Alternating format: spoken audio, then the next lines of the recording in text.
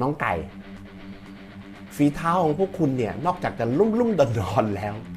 ดวงยังแตกอีกเหรอจับสลากลีกครับเมื่อคืน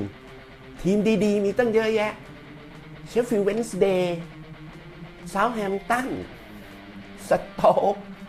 เบสตันโอ้โหหวานๆทั้งนั้นคุณจับไปเจอแมนซิตี้เหรอขมปีเลยอย่างเงี้ยเจ้าพ่อช่วยนะแอดโอ้โหแล้วเขาไม่ได้แชมป์มา3 ปีแล้วด้วยเนี่ยได้เวลาแล้วที่แมนซิตี้จะพังงาดเนี่ยแล้วคุณไปเจอเขารอบ4 ปีที่แล้วเจอใน FA ครับก็เสร็จ ปีนี้จะไปเหลืออะไรเล่นอย่างนี้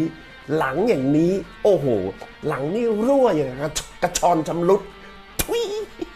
เละน้องไก่กู